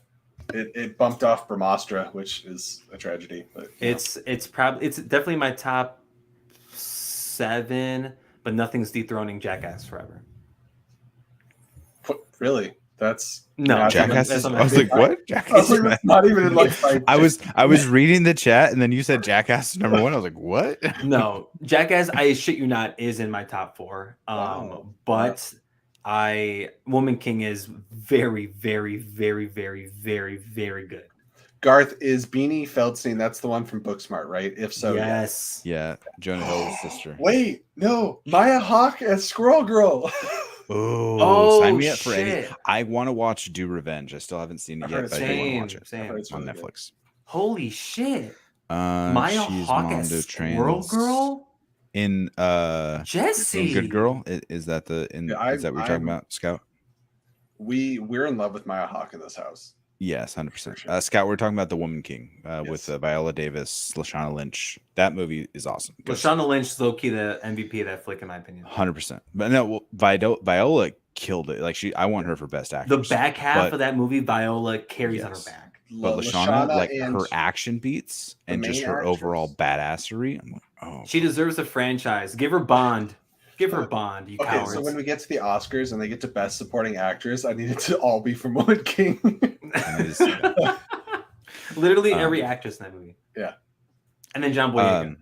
Mike, I saw Jackass with Brian and Jake and another buddy of ours from Apocalypse and POV. I don't think I've laughed harder in a movie theater in years. To be Like, fair, my it record. was my sides hurt afterwards. It's It was so good. So It didn't good. hit me that hard. However, the number one movie for making me laugh the hardest is Jackass 3. So, Mhm. like, I'm with you in That's a spirit. good one. That was my first 3D movie with Yeah. fucking dicks flying at your face. Yo, like just the, ready for him to hit. the Silence of the Lambs bit in Jackass Forever is the funniest thing I've seen this year. Sounds. Am I It's forgetting that? it's in the when they put the folks in the room and they turn the lights off. Oh, yeah. Oh yeah. Okay. It's incredible how sadistic Jackass can be. Come on, through here. The stuff that was the funniest in the third one, like, it's so dumb, but like it was literally when Bam Margera was, what do they call it, the Rocky, where he'd have like a cup of water and a glove, he'd just splash him in the face, and then Yo, and it was good every time. That's the best part. he did like 6 times, and I was crying laughing. Or honestly, what makes me sad is like all my favorite parts of 3 are the people that aren't here anymore. Oh, yeah. Like we lost Ryan Dunn, and Bam obviously has his reasons for not being there. Right. Ryan Which Dunn's- he was in Jackass Forever. They just cut him. He was in the band. Yeah. In the band The treadmill thing. where they hop on the treadmill. You Yeah. could see him. I think in the end credits, you see him for a hot second. They do credit him in the movie too. Yeah, but they cut him from the movie overall. I wonder what else he did. Ryan Dunn sitting behind the jet plane in the third one might be my favorite part of the whole movie. Oh, yo, that's a great bit too. He's When sitting the on the just- couch, and it looks like Yeah. he's watching TV, and his hair is just getting blown back, and he gets flipped over, and they start tossing each other footballs and stuff. Yo, right. Oh my god. Am I about to start watching Jackass again? I would went love to those movies see. last year. Everybody just wants Stranger Things in Marvel. I would love to see Joe Keery as anything. Honestly, he's great, and like he was really good in Free Guy as well. Yes, he was. Yeah. Can't confirm. He's really good in Stranger Things. I like the idea of them playing Gambit and Rogue. I don't think it'll happen, but I'm all, now that it's been put in my head that Keke Palmer's Rogue thing has me like spellbound. Mhm. oh, I cannot wait. I hope that happens just so I can monitor Twitter the whole day. You know what? Here, I'll make this promise on Listen, Flick and Rogue Reel. needs to be from the South. She does not need to be a certain ethnicity. The day, if it happens, that Rogue is casted and she's not a white woman, I will come on Flick and Reel and read tweets the entire night. Let's do it. Like I will do it in a heartbeat. Blast. It's kind of like my feeling with Bond. What's important to me is that Bond is British, and that's it. British. That's kind of like the end of my. That's your end of your requirements. Yeah. I wish the Broccolis had other. True. Less requirements. As long as he's not Gen Z, apparently. Or they are not Gen Z because it could be a lady. Could be. Well, that's why I don't want them to continue James Bond. I don't have any ties to the character, so I don't really care either way. Why do I know the name DeWanda Wise? I totally know that name. Is that from she's in Jurassic World Dominion? Exactly. Yes, Jurassic World Dominion. Dude, she's Han Solo from that movie. She stole the movie. She was smoking in Jurassic World. Yes. When she took the vest off, I was like, God damn. I watched I haven't seen the movie. The plane pilot. But I watched the review from Red Letter Media, and they called her Han Solo the whole time. Is she Han Solo in that movie? Sure. I mean, she's a super badass, and she's a pilot, so yeah. I mean, it's pretty lazy. And just saying Han Solo. It's like, apparently, like lazy. There's some like, and they had like a side by side of Empire Strikes Back and of Jurassic World Dominion. It's uncanny how similar those shots are. Oh, sure. Like it's very uncanny. But I gotta watch the movie. She's 80% of the reason why I saw it twice. I saw it once and I fell asleep halfway through. Well, I saw it once and then Lauren wanted to see it despite me telling her not to, so I had to go again. And you fell asleep? No. Until DeWanda Wise showed up and you're like, Scout, I think that's part of acting. Put on the accent. I don't know. I think if we get so many actors like who come over and you get fucking Christian Bale playing Batman or you get Henry Cavill playing Superman, like you get these British actors coming over, you can get American actors going over. You can get people. Yeah, I want. You know what I want more of is Dacre Montgomery. Because I feel like he has leading man energy. He just hasn't gotten like leading man. I mean, Power Rangers could have been a breakout, but they obviously aren't doing anything with it. I will die on the Power Rangers hill. That movie. I didn't love it, but I liked it a lot. They definitely deserve that movie. I get fired up. I feel like the Dacre Montgomery Gambit choice, Sean. That is, and Gambit or anything else. Like I would love him as a Johnny Storm too. I don't know if he can. Yeah. Ooh. Yeah, sure. Ooh, how about this? Keke Palmer, Dacre Montgomery, Rogue Gambit. I'm there opening night. I'll camp out for no reason. Like that's like there's no line. Just Chris being like, I'll camp out to my assigned seat at the AMC. Hey, what are you doing here? You buy the tickets online. I'm ready. Yo, Dacre Kiki, dog. Caker. I think the only thing about Natalia Dyer is she still looks so young. She could play high school for like another 10 years. Help me. And people would believe it. Huh? That's Nancy. Stranger Things. Okay, yeah. Nancy, yeah. She could play Squirrel Girl. I know everything's about freaking Fantastic Four and everyone wants like the Stranger Things cast as Fantastic Four, but I think she'd be a great Sue, to be honest. She looks so young. Unless it's the route they go with the characters. Yeah. If that's the route they go, then I'll stop bitching. Do you think when they cast eventually? Sorry. Go ahead. Okay. When they eventually cast Miles, do you think they need to go like Afro Latino, or do you think all black? Because I think I like Caleb McLaughlin a lot. If we're just casting Stranger Things actors, if we can find a deaf Native American girl to play Echo, we can find a half black, half Latino. I agree with that. Yeah, that's true.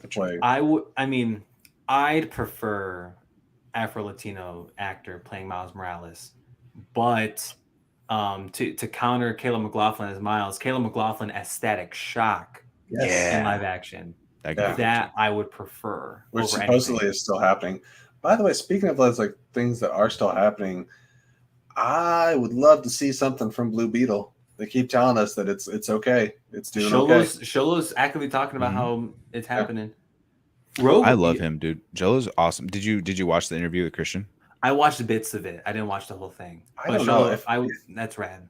He's rad as hell. If Rogue is Southern and a lesbian, that might just be too powerful. That might just be like the hottest thing. Yeah, it's just imagine and Keke black Palmer and make her black. Playing a Southern lesbian, it'd be like just implode. The internet's Yo. like, nope. And like, Shut we're down. very pro LGBTQ in this. Oh, in we're this talking about house. Sue. Okay, we're talking about Sue. Word. But like, shit can get problematic really fast, and you know how folks react to that type of shit. Ana de Armas is a little dead to me right now. I gotta be real. Are you blaming Blonde on her? No, I'm not blaming her fault. Blonde on her. I'm blaming I didn't all the see it yet. shit she said in regards to that movie. Oh. She's been saying some weird off the wall stuff. She's like, "Oh, we were filming a scene and a picture flew off a cabinet, and we just knew that was Marilyn saying that like it was giving her blessing to this movie." I was like, "What drugs are you on?" What? I was like, first of all, picture goes flying off a cabinet. I'm leaving the set. Secondly, I don't believe you. And then You know what?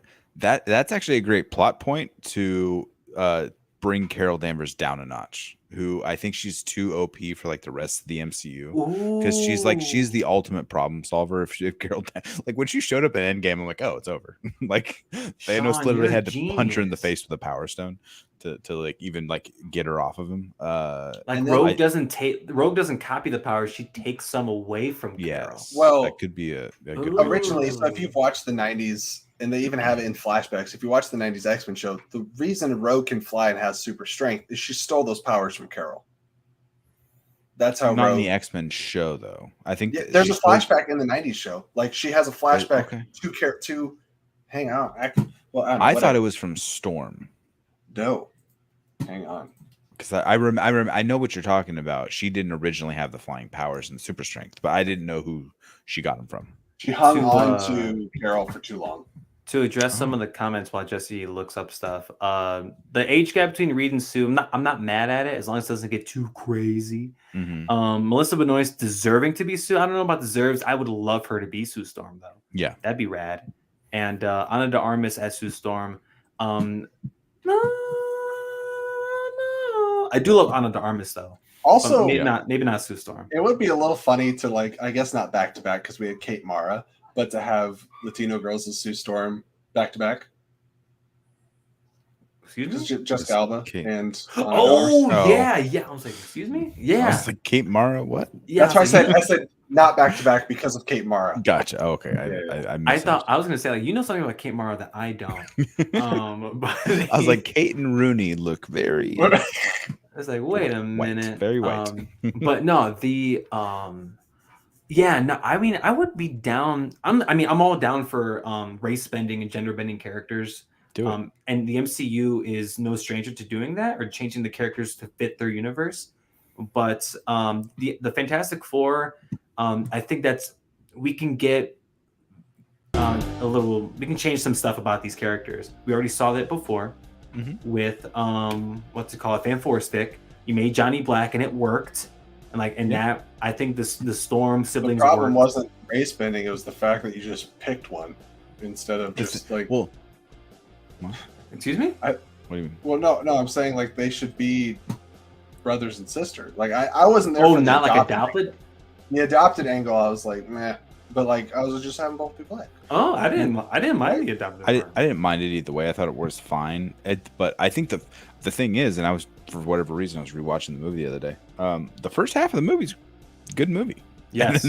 And then they jump a year, and you're like, what just happened? And then Fox is like, we'll take that from you. Right. Exactly. Goodbye, Trank. You're in jail now. What has Josh Trank done since? He did that Tom Hardy Al Capone movie. And that did not go over well. I think people hated it. That was I didn't see it. Like that. I watched it. I didn't like it. You did? Okay. I think that's the last thing he did. Wow, I didn't know he did that. Yeah, but I don't know.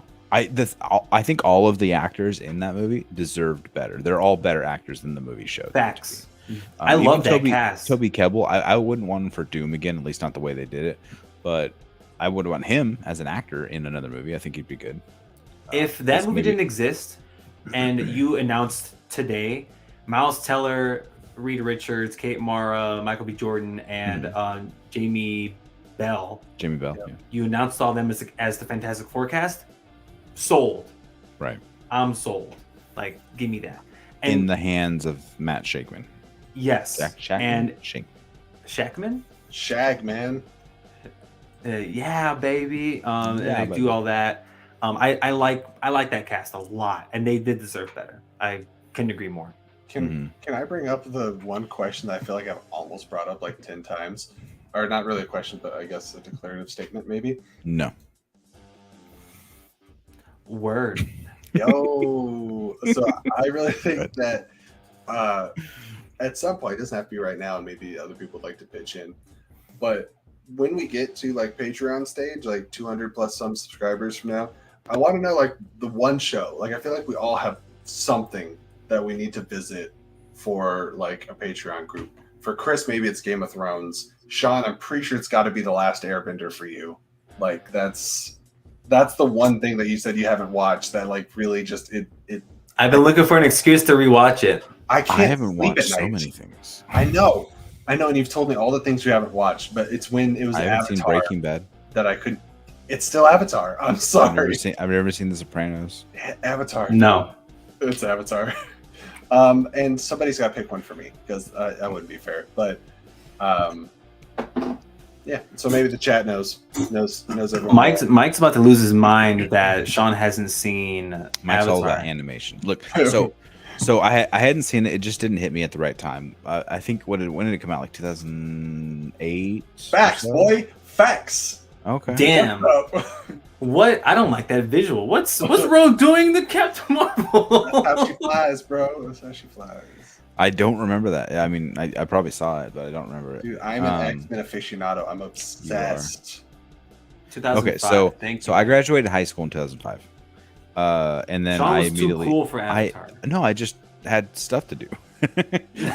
I was going to college and I was working 50 hours a week and I couldn't afford it, and I was doing shit. I didn't watch a lot of TV, to be honest. I was playing Halo 2 and going to school and working too much and working entirely too much. Maybe we'll revisit it for when the live action show comes around. Yeah, that could be a good way to like on the lead up to it whenever Absolutely. Well, here's the thing. It's like I think the initial Avatar's 3 seasons, and I think Korra's 3 or 4. But so they're done filming Avatar. So by the time it would take to watch 3 seasons, yeah, they finished filming a couple months ago. We're probably not all that far away. So what I was saying though is I did try to watch it. I will say that about 6 months ago, a year ago, when Jesse, you remember, I tried to show my kids, and I forced them to sit and watch 3 episodes, and they just didn't latch onto it. They just didn't care. I liked it. I liked it fine. I think it was overhyped. Not to say it's not good. I think it was just over. You know what I mean? Like just overhyped. I think it's hard to say it's overhyped at that point in the story. Well, I mean, there's a way for something to be overhyped when you're going in. Yeah, it's like folks, it's like folks can Breaking make it Bad sound like it's the best thing ever. Overhyped until you get to like season 4 or something. You're like, oh, this is why everyone was freaking out. Huh? That's what's up? What's up, PLD? I haven't seen you in the chat forever. Thank you for stopping by, buddy. What's poppin'? We'll give you a little heart. What's up, buddy? Since he can't listen. Overhyped. I mean, because I don't want to be biased. Breaking Bad? I've not seen Breaking Bad. You haven't either. Oh, maybe that is one because you got 2/3 of us haven't seen it. Good night, Scott. I think we're about to wrap it up anyway. So good night, Scout. Have a good night, Scotty. Your boy does have to work in a little bit, or at least got to go to work in a little bit. Should we call him Scouty Too Howdy? Ooh, Scouty Too Howdy? I think Scott said that he's on the East Coast somewhere, right? New Jersey? No, I can't remember. I mean, it is 1:44 Central Time. I'll tell you that. Yeah. So he told us once. I just can't remember. I'm sorry. So 2:45 doesn't make a bunch of sense. Like for me, I'm the late boy around here. But I thrive in the nighttime. Allison never stays up with us anymore. Well, because she has like early morning responsibility. Get a new co-host. Yeah. I need to start doing that. That's how I'm gonna start doing soon. Early morning responsibility. No, I want to try to start getting up like an hour before work and going out to. I have a kind of gym in the garage, so I want to like start just walking on the treadmill or get some pumps in or something. Just start walking. Just yeah, dog. I feel that. I'm a heavy boy. I'm to get personal for a moment, I'm about 325 pounds, so I'm a good 120 pounds overweight. I need to get that number down. The whatever like the government says is like health, The perfect government. health. I've not been. I think I'm still technically overweight, and I think we all are according to BMI. right. Like you know what? I was feel feeling good. good for a second. Right. I mean, left to right, and then I feel great, and Yeah. I'm happy. But I mean, I'd be lying if I said I didn't want to go walk a little bit more. But I feel great. I don't. My knees hurt. My ankle. My knee. I'm going. Yeah. That's valid. That's valid. Yeah. What's my excuse? I'm about to have probably another knee surgery. You need to stop Another- skateboarding, bro. I guess. I think I'm just like. I think I'm gonna do this one, maybe heal up, and then I'm just gonna cruise. I think I'm gonna get a longboard, just longboard with Lauren. Stop You skating. gotta make one more hot skate mixtape, and then you can retire. Hang up the board. Man. I was never good at skateboarding. I was a rollerblader, and I would do like half pipes and shit and tricks and whatnot. At least in a small skate park. Bless you. Thanks. But I would never say I got good at it. I just tried and fell often. My buddy fell off a 12-foot half pipe and busted his front teeth. Oh, And one of his tooth turned black. It never fell out for years. It never fell out, but it turned black for about 3 years. And then it finally returned to normal color, like within like 10 years later. like overnight? Like it was just It took time. Like it turned black and then it went away eventually. That's and turned weird. back to normal. But it never fell out. It was funny. He's like, what got pushed out, or was it just like bruised? I don't Like know. a tooth bruise? I guess so. Because I know, like, if you ever like slam your fingernails or whatever, you'll get like it'll like swell up with blood, and then it stays in your nail as your nail grows, right? Until it finally goes away.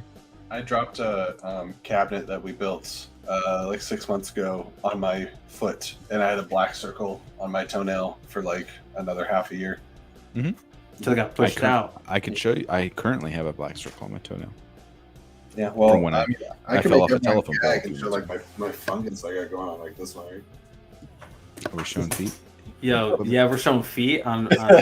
Yo, is that time? if you're gonna put me on Feet Finder, you better pay me.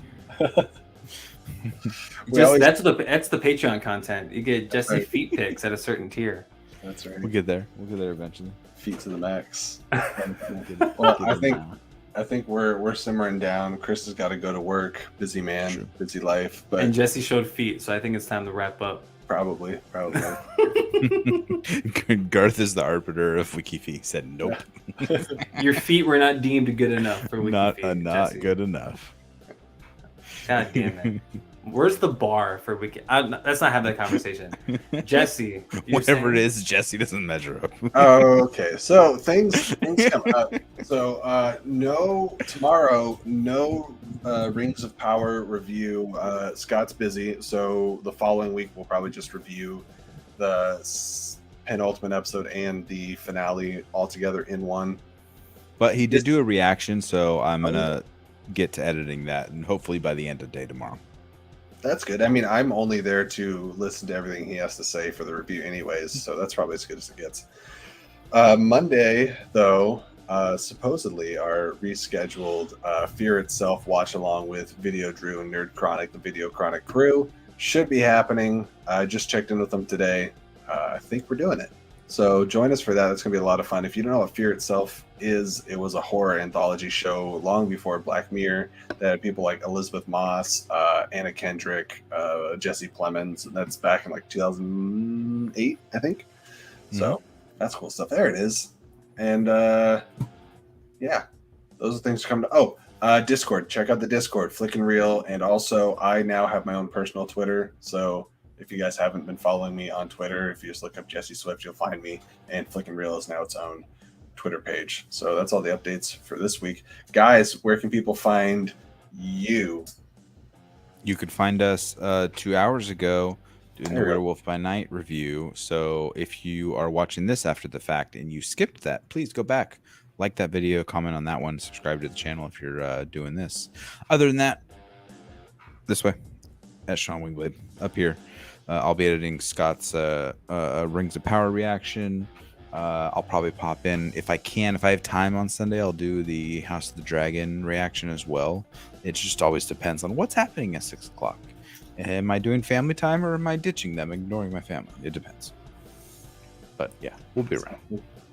And me, Twitter, right there up at the tops. The letter C, Anthony Lopez. You can follow me there. On Instagram at the letter C _ Anthony Lopez.